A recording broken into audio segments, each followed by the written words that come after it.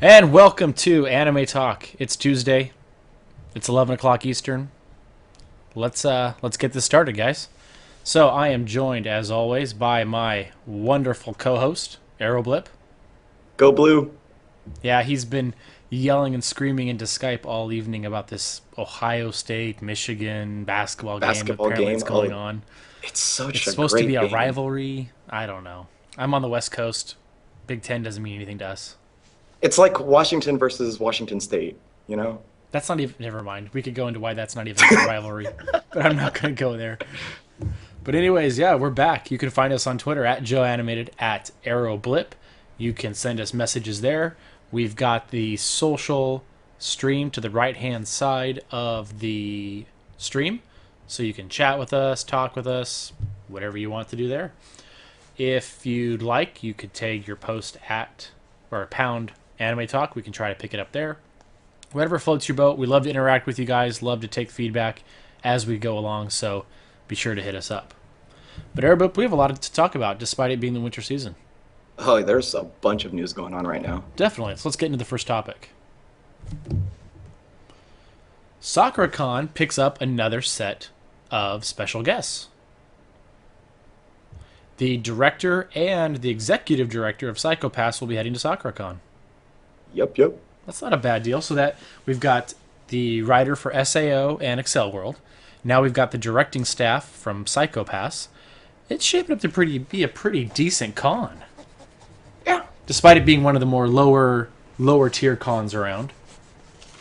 I mean, I don't know, it's kind of unusual because I feel like, so, you know how we talked about last week with, I guess, Sword Art Online being part of SakuraCon. I feel like this is Funimation's, like, big response to, like, what Aniplex USA is going on right now. It's like, Definitely. if the one guy's got a big punch, you got to get him with the left jab, that kind of stuff. Yeah, definitely. I actually have to go see the con now. I know there's a couple other Anna bloggers that are going to go. SakuraCon's only a few hours away. I've got family in the Seattle area. I might actually have to go and do this. Be Yeah, worth you the money. probably should. And the 3-day pass is only like $55 right now. That's standard, I feel like. Because I know at Boston Annie, it's like $50 for the 3-day as well. So, Yeah, I mean, if you buy it, but 1-day passes, if you buy them at the door, I think are more than that. yeah. Like they No have one some does sort that. of, they nail you at the door. But yeah, so SakuraCon, if you're in the area, there's going to be quite a bit to go and look at. So I would definitely take the time and go look at it. Go visit, see some things. Can't be that packed. I mean, Yeah. it's Seattle. Are you going to check out this panel? I might. It might be worth it. Psychopass has been one of in my top tier of shows of the last 2 seasons, so that'd be enjoyable to go see. Yep. And also, in related stories, for those who can't go to Seattle, if you are in Atlanta, you can always go to Anime Week in Atlanta. So there, they got the voice actress Yu Asakawa. So if you guys don't know, Fate Stay Night's writer. They also have the Toho project creator Zun, and they also have the voice actor Mitsuo Iwata, which I don't know any of his roles. But then they also got like the standard, American cast with like Vic Mignogna and all that good stuff, all that good jazz. Yeah, so that'll be cool.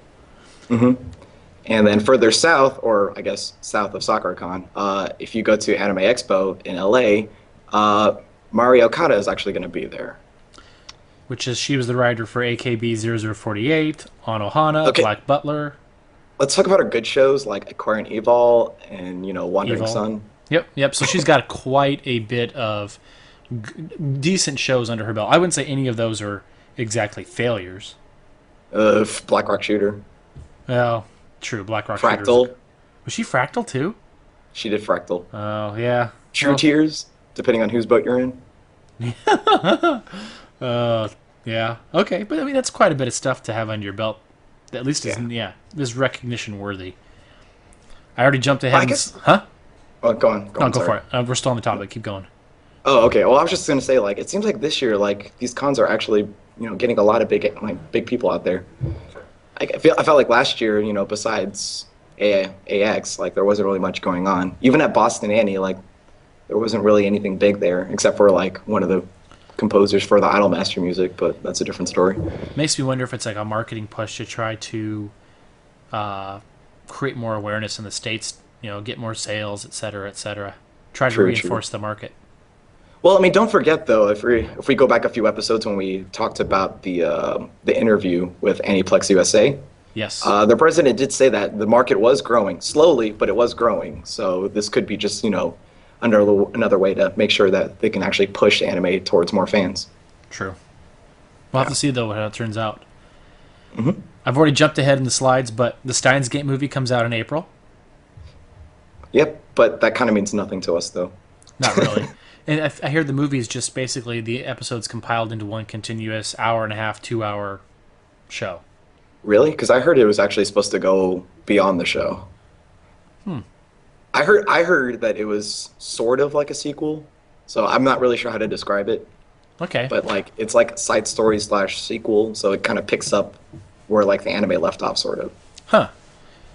That's interesting. We'll have to see how that turns out then, because I'll have to do the initial stuff I saw, which was right after the anime aired, when they first had the news they were going to make a movie, was a little different. But that's been almost a year now, so a lot has changed probably.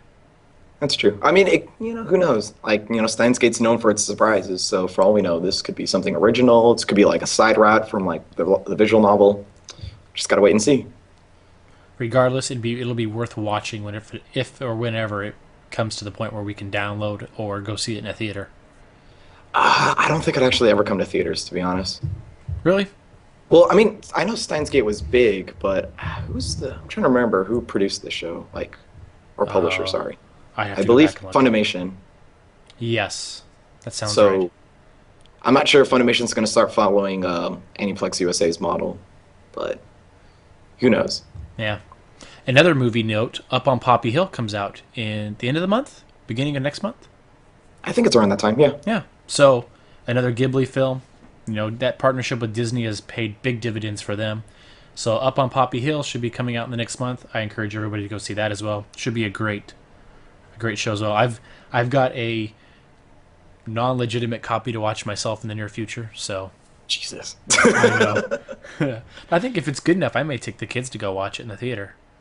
Yeah. Because the few Ghibli films I've showed them have turned out pretty well. They used to have them on Netflix when Disney still had their partnership with Netflix, so we were watching through some of the Ghibli films there. Wait, so is it subbed or dubbed? On Netflix, it was dubbed. So when it goes in theaters, it might be dubbed? It could be dubbed, yep. Well, the Disney stuff usually is dubbed. Not saying it always is. That's true. Yeah, I believe Borrowers of Arrietty, that was dubbed, right? Yes. Yeah, so won't be surprised to see this stuff. And Disney pulls the money in to get decent actors to do the voices, so... That's true. It's never disappointing in that regard.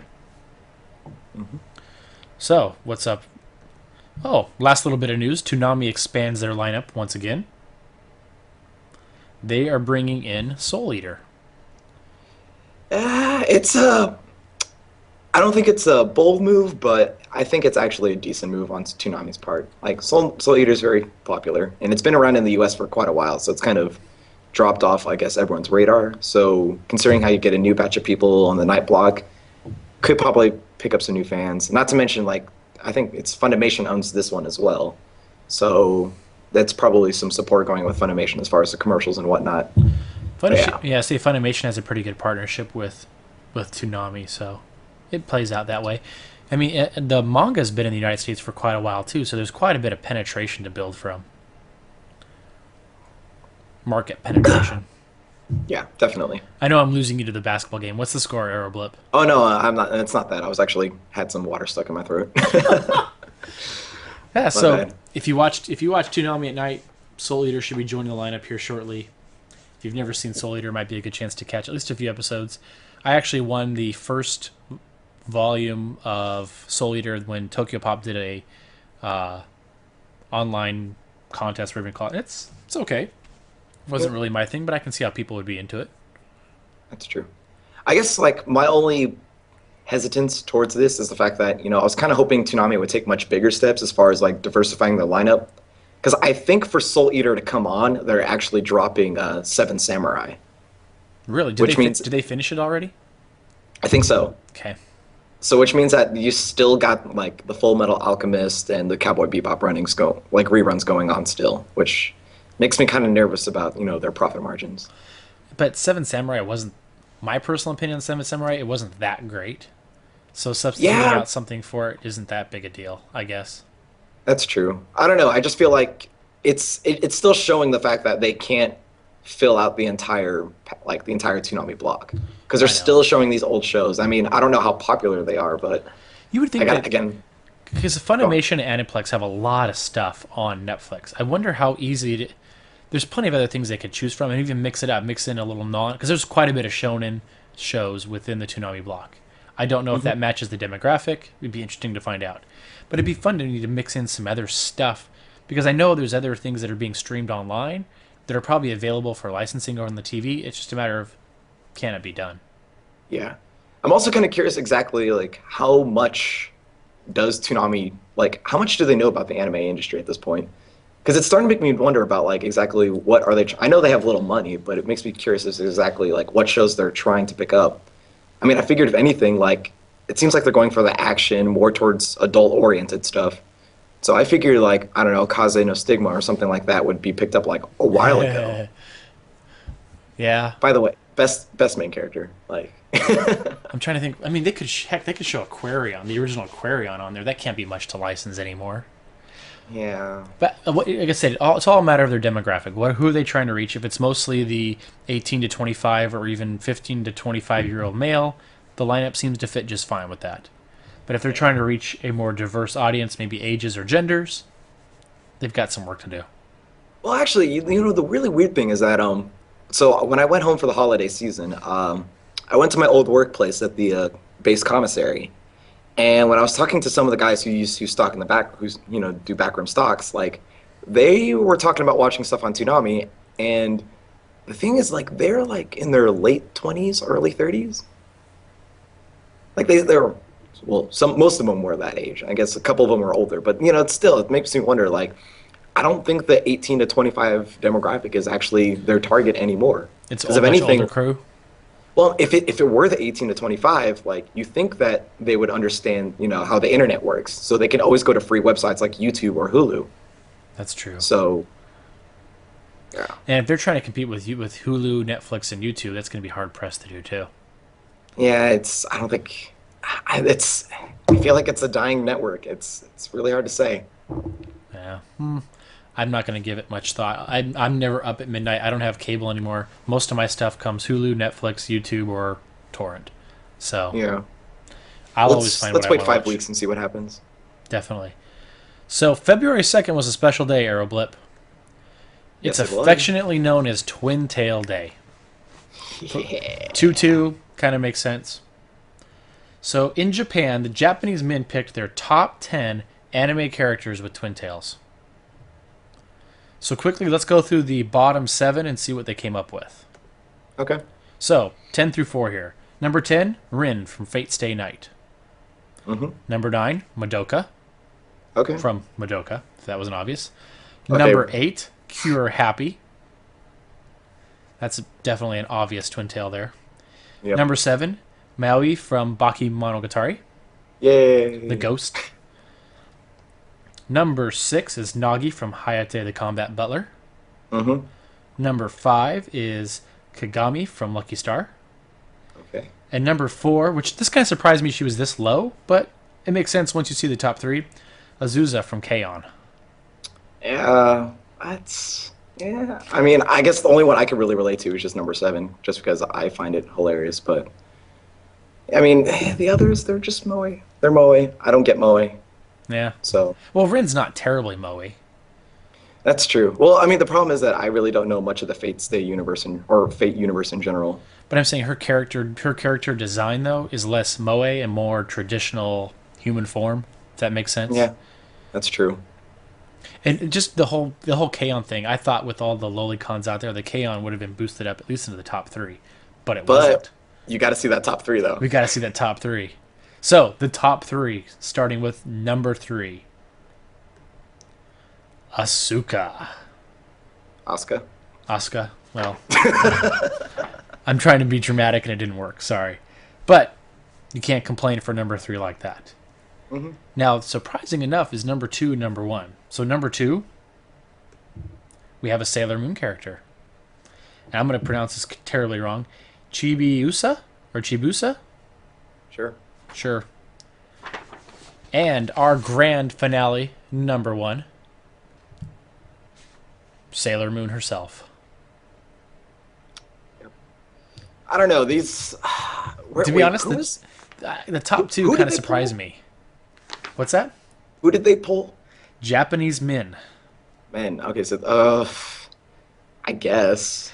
There are other characters I think as Twin Tails that would have been better. I don't know why. I have trouble naming some, but having Sailor Moon be in the top 2, Sailor Moon characters in the top 2 seems. I mean, when's the last time when's the last time Sailor Moon actually aired? Well, in the U.S., wasn't that like in the late 90s? Yeah, like we're talking 20 years ago here. Yeah. Oh well. I mean, it's, like those three, like I wouldn't put them on my top list. I mean, Asuka's nice, but I wouldn't put them on my top list. Yeah. Yeah. I was thinking, for me, I was thinking that Saya Takagi from High School of the Dead would be a good character. You like her? As a twin tail, I mean, I don't do a lot of moe shows, so finding characters that are twin tails is kind of hard for me. Yeah, I mean, I feel bad because I'm just not a fan of the twin tails in general. Like, I don't like twin tails. I'm more of the Hime cut, if you ask me. Yeah, I'm just not. Like I said, I don't watch a lot of the shows that have twin tails in them, so finding other characters that are twin tail was a bit hard for me. I was thinking, like, most recently you had Tsukete with Asami. Mm-hmm. But that's about it, man. Yeah. I don't pay attention to twin tails. I know I'm letting Numbers and Dave down, but I mean, I think twin tails are overrated. I'm not a fan of them. I don't know. But I don't know. Personally, if I had to change this list, clearly Yayoi from Idolmaster has to be on there. Yeah, there's not a single Idolmaster character on this, is there? Because there's only one with twin tails, or one that rocks it well. Okay. Yeah. Yeah, but I don't know. I guess whenever I think of Twin Tails, I usually think of Kotomi Tsuda from Setsukai Yakuin Domo. Oh yeah, the little short girl. No, that's Suzu actually. Well, that's another good one. Yeah. The reason you can never tell she's a Twin Tail is because Tsuda's remember they only sister. show the top of her head. Yeah, that's true.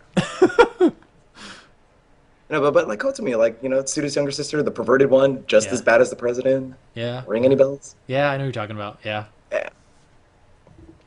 So anyway, I wasn't overly impressed with this list. It kind of surprised me. Yeah, it's a bad taste in my mouth. Let's just move on. Yeah, move on. So let's talk about briefly. Let's talk about Bluray sales. Kind of see what's going on. Yep. Some things that are making big hits, big splashes. JoJo's Bizarre Adventure. Coming at number 3. Now, keep in mind, guys, this stuff comes from Anime News Network and Oricon. Actual numbers may vary, but proportionally speaking, this is kind of where things line out. So take it with a grain of salt. Well, I mean, I feel like this is still pretty important, Yeah. Even if these aren't the exact numbers, like, still got the right order of magnitude. That's good enough. Oh, yeah. You know what's hitting and what's missing, essentially. Tiger and Bunny, I'm guessing that's a complete compilation. Not too bad. I believe it was a box set or something like that. Not too bad. No. So wait, how do you feel about Code Geass taking that number 1 spot? It was popular. I've never seen it. Yay for it. Wait, you've never seen the first Code Geass? I saw. Okay, so it used to be on. Was it Hulu? Maybe it's still on Toonami. Hulu. I never watched it on Toonami either. But at one point it was on Hulu, and I watched the first 6 or 8 episodes, and then I just, for whatever reason, I lost interest and never finished it. But I can see how it's popular. I mean, it is what it is. I think that's a lot. True. That's a lot of DVDs or Blu-rays in the first week. Yeah. Well, I mean, I guess what's even more surprising for me is the fact that Horizon in the Middle of Nowhere actually sold that many. Like, I know it's popular, but yeah. almost breaking 20,000 in its first week. That's... Yeah. You get fanboys. Don't tell Fence Dude that Horizon sucks. I didn't say Horizon sucks. He'll rip you a new one, man. I'm surprised it got that many. That'll start a Twitter war you'll never escape from. Yeah, that's true. Yeah. To Love Ru.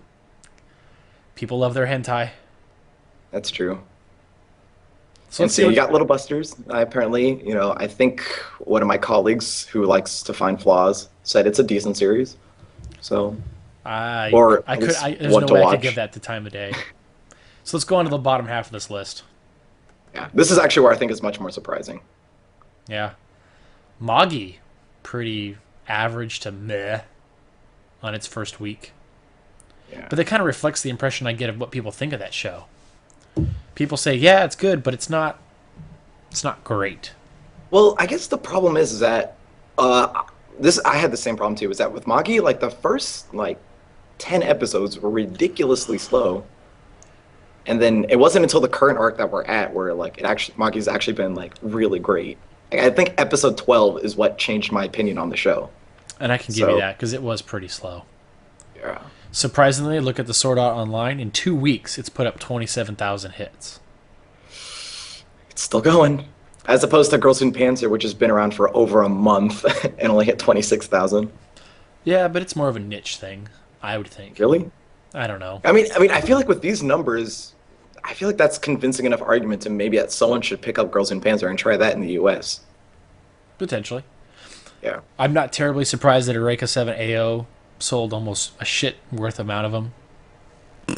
I mean, that show was just by the time Volume 8 came out, that show was garbage. Yeah. Doraemon also surprisingly hasn't even broken 3,000 yet. Yeah. Which kind of sad. I'm really sad for that because that means that White Fox, who knows what their future is going on right now? Because I think that they were banking on Doraemon doing decent. The original series was wonderful. The second half was pale. I thought the second half was stronger and weaker than the first half, personally. I thought it ended worse. Oh, well, let's not talk about that ending. The ending was bad. Yeah. But what really makes me upset is Sakura only getting a 2,600. Or basically, considering how that's like, I feel like that's where most of like the good people at JC Staff are working on, and yet it's doing so poorly. Makes me really sad. Really sad. Is what it is. It is what it is. It's a great show too, which you're not watching, so poo on you. But the whole premise didn't appeal to me initially, so I never picked it up. Yeah, but it's like you know what you're getting yourself into by picking this one up. Like you know it's going to be a romantic comedy. You know exactly what the main girl's going to do. But you know it's still charming. First of all, it's wonderfully done. Like especially in the animation, like it's so vivid and beautiful. Like the colors, the palette, all that stuff works. And it clearly shows that JC Staff is sinking not only their workers, but their money, like a bulk of all their resources into that show. And the payoffs are not that high. Yeah, they're going to lose money. It makes me sad. So, Aeroblip, it's that time. It's game time. Yeah, game night. Game night. So, we're playing Word Up tonight. So, we're going to use one word to describe 6 shows tonight. Or each of us are going to use a single word to describe 6 different shows. We got 3 shows from this season, 3 shows that are returning from last season. Yep. So let's start it off. First show. Kotura-san. I think I'm first up. Yeah, you are first. So my first word is dorama. It's like, it just seems like it's drama without context. I don't know. It seems to be just kind of, for a coma, it just seems kind of overwhelming. Like, do you not like the drama? Because you sound like you're not getting into it. It seems like it's a bit forced at times. Forced drama. Yeah. All right, so that's my thought on that. What about you, Aeroblip? My word would be what. What? As in, what the heck is going on in this show? So here's the thing. Besides the fact that, you Mish won, go blue, and look at how my letters are blue. The fact is that this show, I'm trying to figure out exactly how the story progresses. It's really weird because, like, so you say you have I'm finding the premise to be hard to, like, take faith in. So, like, you have Kotora, like, she has ESP powers. That I can understand. You have this main character who's just really eccentric and that's wacky, and that's what makes him, like, a good fit for Kotora. I get it. But then the way the plot develops is what I don't get. Like, especially in the last episode, this guy got what I guess in the light novel got stabbed. So he gets his ass kicked because of some girl that he was supposedly friends with, and he just kind of shrugs it off. Like, I feel like, yes, with all that, crawling in my skin, with all that emo context, I find the plot progression to be the most hard thing to believe in. It does. Like I said, it's just, I said drama because it just doesn't feel like it's, I don't know. It's not coherent enough. I get all the complaints.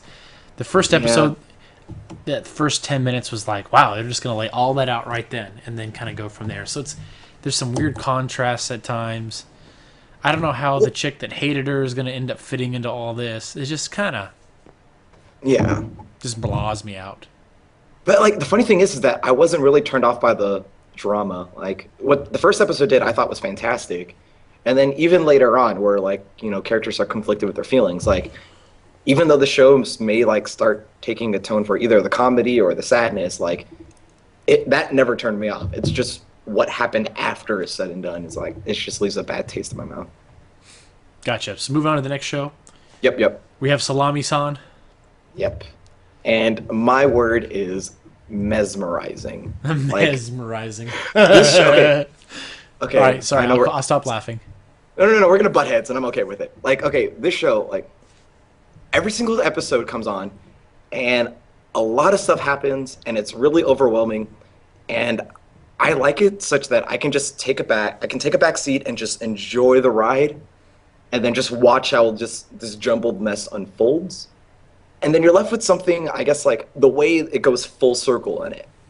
And it just makes me feel happy. And then that way I can actually go back and rewatch it, and I can start picking up on the little hints. Like, okay, spoilers. Okay. Episode 4 of Salami-san. Damn it, now I'm saying it. Episode 4. So the way he had, like, this whole metaphysical dilemma that, like, the main character was going through, like, revealed in the third person. I've actually found it interesting, quite entertaining. But then the last, like, 3 minutes where then there's, like, you have, like, aliens, and then the cult comes back, and then there's, like, the government of, like, the police come in, and it's just this one match, like, just, I don't even know how to describe it. Like, my mind was just blown by the sheer number of just revelations that were going on. And I like it. I like it a lot. All right. So for me, I kind of went yawn because it just... So there are shows that have dialogue where the dialogue makes sense. The dialogue's enjoyable. The dialogue's part of what makes it makes it enjoyable. Bake Monogatari, lots of dialogue, but you're there to listen to the dialogue. That's what you want. Mm-hmm. For example, I think it was episode 2. They went into the explanation of why things are what they are. Right? There's a god inside of her, etc., etc. Yeah. But they could have done that so much differently and made things so much more enjoyable than rather than just doing a 3-minute info dump. Oh, here it is, blah. Mm-hmm. I think episode, I think this is more slice of life kind of nuts than it is kind of linear at times. I'm not huge on the whole. It just doesn't seem like it's coherent between episodes. I might be missing something, but I don't know. Like, maybe it's supposed to be incoherent. Maybe you're supposed to kind of be randomized. It just seems like week after week, it's just like, oh, we had these ideas left over from another show. We're going to throw them in here and apply it to this random character we've created. Yeah. And it's just like, see, I'm having trouble sticking with this week to week. Other than the beautiful visuals at times, it's just not entertaining. It's like it's a dozer at times. I can understand that entirely because, like, this, I feel like this is like a generic, like, Shinbo work. Like, if you're going to, like, look up Shinbo, this is like a case study of, like, what he does, where it's like, you know, he presents these amazing visuals, but then the way, like, it's not so much in the plot progression or in the characterization, it's just how things are unveiled. Not necessarily in how the story develops, but in how things are unveiled. That's the key thing. True. And so, like, yeah, like I said, the whole thing about the gods could have been unveiled a whole lot better, and it just wasn't. It just kind of was just dumped on you. Well, again, that's true. But I'm also kind of curious exactly what, like, how much of it is Shinbo, and then how much of this is the actual light novel, the source itself. I got to read the chapter where they unveiled the dialogue, and it was done a little bit different. Yeah. But still, I mean, you don't have to... We all know that not everybody adapts a light novel the way the light novel was written. Mm-hmm, that's definitely. So you could have approached it in a much different way. So. But yeah, I mean, if anything, I feel like this show is just like, it's like Shinbo just like practicing like different art styles and for like another upcoming work. Yeah, it seems like it's ideas that didn't make it into a final cut of something else. Yeah, it's like, oh hey, I mean, look at these designs or look at these pastel patterns. Let's like practice the trade now, and then let's apply it to something big later on. Yeah. Because I feel like every single show that kind of did that, like, or that was like small, it's what kind of did. So like Hidamari Sketch, played around with like the whole patterns and stuff, and then like what was it like Denpa Ona played around with the sparkles effects, and All right, so this show is like pastels. So moving on to the next show. Vividred. Doo-doo-doo. Yay. There's one word I could use to describe it, but I'll stay away from that word. And I'll just go with fusion. For those of you that were Dragon Ball Z fans, you remember the fusion technique. Merge together, become more powerful, defeat the bad guys. First used when they fought Majin Buu. Come on. Yeah, we get the reference. Does anybody watch DBZ? Yes. So that's my joke with this. You've got docking, which is basically fusion. Mm-hmm. I mean, there's another word. Like I said, there's another word I could use to describe this, but I'll leave that aside. There's a reason we chose this picture and not another one. Oh. Oh, I thought you. Oh, so you mean ass? Was that the word you were talking about? All right. Ass. Okay. All right, Arrow. So my word, funny enough, considering I have a sailor mouth, it's not ass. It's what a true anime fan would say, and that's gatai. That's what a true anime fan would say. And yes, like it's all about the union. It's all about the friendship. And you know what? That's what actually makes me like this show so much. It's like you clearly have a group of 4 girls who are gonna come together, become friends, each with their own strength and weakness, and they're gonna go around and they're gonna fight bad things. All right. And you have these giant spectacles, and I like that. I don't like the ass. I don't like the ass. I do not like the ass. I hate the fan service. But at the same time, like, this is giving me lyrical Nanoha vibes, where it's like you have like the sort of mecha, sort of magical girl mix-up thing. And it works. Like, it's all about friendship, and you get to punch bad things in the face, and everybody wins. See, if they eliminated all the ass shots, this show would be genuine, decent, magical girl show. But if they limited all the mascot, or if they limited all that fan service, then it would not sell. No, it wouldn't sell anything. Yeah. You got to have 15-year-old pedo butt shots to make things sell. Come on. I think they're 14. 14. Sorry, I upgraded him. Yeah. Well, but yeah, it's a fun magical girl show minus the fan service. I mean, it's a great. It's a fun show. Like that's the one thing that keeps me entertained. That's the one thing I watch anime for. It's fun. I don't want to learn. I do that all day. Damn dog. Anyways, Arrow. You can probably hear that yappy little shit of a dog. All right, next up. Was it my turn? Space Bros. So this has been a long-running series. So what's your word to describe it, Arrow? My word, U-turn. U-turn. All right. So here's the thing. I was for the longest time a champion of this show. And it gets to the point where if you drag your feet too much, even I can't support you. Like, the classic example before Space Rose is probably Moyashimon. Like, I love that show to death. One of my favorites. Hell, my icon is based off of it. And yet, when Moyashimon Returns came and it dragged its feet through the plot, I couldn't take it. In Space Bros, it had its moments of greatness, and now this was like had its moments of weakness, and now it's back to greatness again. Like the whole arc with like Hibito on the moon, that was fantastic. Oh yeah, this latest arc is awesome. Thought-provoking. Yeah, it was superb. Like this was the drama that we came to see. And like this is exactly what we wanted from a space show. It's like, okay, you spent like the first 30 episodes like essentially working as an advertisement for NASA and for JAXA. Go back to the actual drama.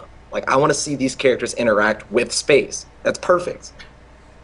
So yeah, this goes along with what I was saying was resurgent. It's finally, these last 2 episodes were awesome. Last 3 episodes were absolutely spot on great. You knew he was going to be saved in the end, but they kept you just hanging just on that edge, going, will they actually save him? And it's been great. It's been absolutely great. So they're picking steam up.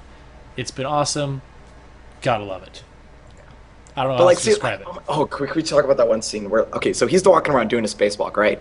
That one moment, in the back of my mind, I'm thinking, this is supposed to be sugar-coated, right? So he's clearly going to be saved at the last second. But then, when he's doing his solo walk, and before he even finds, the whole astronaut statue, by the way, spoilers, he has that one moment of contemplation where it's like, I should just go back in the ravine and die peacefully and just look at the stars. And that moment right there, I was literally grabbing my table, just shaking and just what is he gonna do? Why the fuck are you doing this? Hibito, no. And he's gonna live, but it still was convincing enough to Yeah, Make it suspenseful. they put some genuine suspense there. So yes, definitely watch Space Bros. If you haven't caught up, I would just skip everything before the last 3 or 4 episodes and just watch the current arc. It's great. Yeah. Like, just pick it up at episode 40. Yeah, yeah. So the next show, JoJo's Bizarre Adventure. And my one word is just wow. I mean, this show is just, every week it's just something enjoyable to watch. It's fun. It's kooky. The character naming is hilarious. I mean, you got AC/DC. It's just wow. It's a lot of fun to watch week after week. And they kind of refresh things often enough that you don't get bored. So, yeah. Wow. I got nothing else to say, really. Yep. That's all it is, just wow. What about you, Arrow? So, what I'm gonna say is that this show is fabulous. Like, this show is just God. Like, I don't know what David Productions does, but like, they come up with the most kooky and zany ideas, and I love them for it every single time. Level E, Bento, and now they got JoJo. And the way the characters act, and then you have all these 80s references, and then the poses, it just works. Like, even with that opening, they have Bloody Stream. Like, it's just so beautiful and so fantastic to watch. Like, let me just go off on a quick tangent. Like, okay. So one of my friends from high school or college, sorry. Like, we got on Skype and we talk every now and then. But if there's one thing that we do, there's 2 things we do every week. 1, we play Spartan Ops. 2, we watch JoJo. And like, he's not really a big fan of anime. Like, he gets it, but he doesn't really care. I've shown him some good shows, but like, this is the one show that like brings him back every single time. This is like the perfect show for everybody. Whether you're an anime fan or whether you're just a person who just wants to see some like flamboyancy and action, like, this is the show that Adult Swim needs to pick up. This right here. This show is just fucking amazing. It's a show that fits in with the Adult Swim mantra, definitely. I think it's going to be way too expensive to license. Really? Is that roundabout really that expensive? I think they'll change the song. I'm just thinking the show itself would be too expensive to license. I mean, well, who knows? I mean, you saw those Blu-ray numbers, so it's clearly getting popular, and it's big in Japan for like a long time. Well, yeah, it's an old manga. It's got, I don't know how many volumes, 10 plus volumes, something like that, 12, 20. Yeah. I mean, it's also got video games out there as well. And yeah, it's the shonen equivalent of Sailor Moon. Exactly. Yeah. Oh, interesting here. So David Productions is like the studio behind it, but the one of the producers is Warner Brothers. Oh, really? I don't know. Which so is the band who does Roundabout? I always forget their name. Why are they under Warner Brothers music? I don't know. That may explain why they can use Roundabout for the show. That would explain a lot. Yeah. Man. Okay, last show. Oh, yeah, actually, we only had 2 from last season. So, oops. New show, Kurosagi, or I can never say the name. Problem children have come to my world. Ondaichi. Yeah. Your one word? My one word is tease. Tease?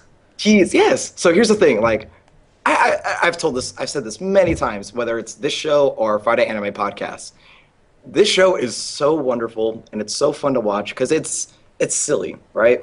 You have like 3 characters who are just so sarcastic and so just assholes. They're just blatant assholes in front of everyone and everything. But they're just fun to watch, and then you have this beautiful world. You got Beam Spam. It's like Dog Days, but mixed with like the delinquent boy attitude. Mm-hmm.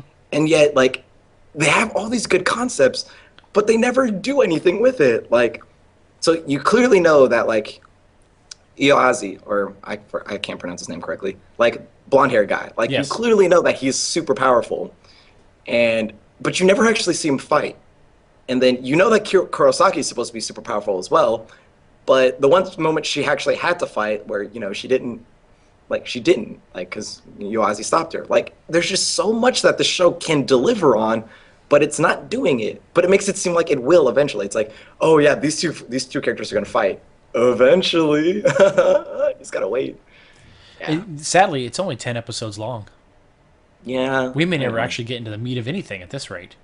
Yeah, I know. But it's great. My one word is just comical. I think there's a lot of comedy mixed in with things. I think it's just kind of fun to watch. I'm not swayed either way about it, but I'll keep watching because my daughter thinks the blue-haired bunny girl is hilarious. She is. She wants to watch the Bunny Girl show, so I'll stick with it for the season. I don't know So what's you, huh? what's up? Go on. No, I was gonna say. What were you gonna say? Oh, nothing. I was just saying, like, yeah, you're only watching it because of the bunny girl. I'm not watching it because the Bunny Girl. She is. She thinks the Okay. Bunny Girl's hilarious. I see. I don't know what's with her and rabbits though, because she liked Usagi Drop too, and she used to call it the Bunny Drop show. So something with bunnies and anime. I don't know. Goes over well with little girls. You should watch Dog Days then. At some point, maybe I might get stuck with that. Yeah. So we're into final thoughts, Arrow. Yeah. This show's, wow, it's already been 45 minutes. It has. We've been cruising through. Wow. So some final thoughts. What did you think of the AKB idol in training, understudy, whatever she was, who got her head shaved? What? What happened? Okay, so here's what happened. As I understand it, apparently this trainee, whatever she was caught by her peers or somebody on a date. Okay. And as her punishment, they shaved her head, made her record her apology, and posted it to YouTube. Wow. Recorded video of her and then posted it to YouTube. Wow. Like she was full head shaved. Like she had shorter hair than I did. Wow, that's... And I mean, I know that feel because I just shaved my head today. Wow, that's... Damn. That's hardcore. Yeah. You see, okay, here's the thing, though. This is exactly why I don't care about the idol industry. You know, 3D, PD, you got these bullies out there who are just, you know... A girl's, you know, she's just trying to get her groove back. She's just strutting her stuff, you know, doing her thing.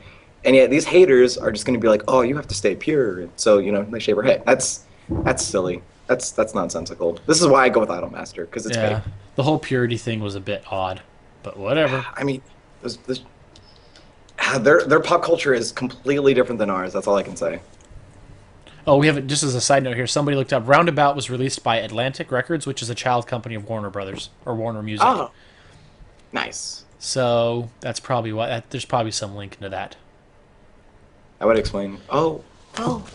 So Yeah, that would make sense. in other news, for those people who like their Arrow manga, Nozoki Ana is getting an OVA. For those of you who read Nozoki Ana, and I'm talking about you, 2DT. Does 2DG watch us? He reads the manga. I know for sure. I mean, does he watch us? I don't know if he watches us, but this is my plug to say, hey. So if you're into, now the characters are all 18 plus. If you're into a more Arrow side of manga and you want to read something interesting, Nozoki Ana is definitely interesting. It's actually, the manga is going to complete here soon, and with the last volume is when the OVA comes out. Cool. Yeah. Now, did you put this one in here too as well, Arrow, about top Japanese films of 2012? I thought that was you. You want to read it? So, let me find it here again. The list was interesting. There was a lot of American films on there. You know, I don't have it up handy. I apologize. But if you guys want, go to Anime News Network. They've got the list of top Japanese films in the box office for 2012. Take a look. See what you think. I wasn't... there were some things in there where I thought were pretty normal. Nothing stood out to me as being, oh, wow. The typical shonen stuff always seems to make it in the list. Mm-hmm. Oh, here we go. I mean, the number one is Bravehearts. Oh, So, Therme Rome, number 2. yeah. The live action. So that was kind of cool. Surprisingly... Huh? Oh, go on. Oh, I was about to say, surprisingly, number 4 was Evangelion. That's what I was going to say. It was up in the top 5. Yeah. Pokemon the movie, Detective Conan, Kabutsu-kun. Really? Detective Conan's number 9? Yeah, the Rurouni Kenshin movie was up there. That's the live action one, right? I believe so, yes. Yeah. K-On! The movie, Came in at number 19. number 19, despite it being released at the end of 2011. Yeah. And then you have the Space Brothers, the live action one. That came in at 24th. Yeah. So, some good stuff in there. Mm-hmm. Precure All Stars number 39. Ah, that's bull. Who cares? Precure sucks. I'm only saying that just because Kibo is my boss. And then the One Piece. Somebody's asking about the One Piece movie. To be honest, I don't think it's up here. I don't think it's up here. That came out in 2013. Didn't it just come out? Did Or did it come out I at the think end it of did. 20, or did it come out at the end of 2012? I thought it came out like, early January. Yeah, so it was probably not even on this list. So no One Piece. Sorry. Oh, well. So Oh, yeah, this is... we've talked What's about up? Anime Weekend in Atlanta. You can go see some voice actors. Remember, Anime Expo has Mari Okada this year, so check that out. Yeah, I'm more or less waiting for the performances, to be honest. Like, I mean, they had Calafina a couple of years ago. They had Lisa last year. Lisa's going Like- to be at Sakura-con. Yeah, but it's Lisa, though. I'm just saying. So that's about it, man. So, Yeah. thank you everybody for watching. You can find this show and others at the site, animeaudiolog.wordpress.com. You can follow Anime Audiolog on Twitter.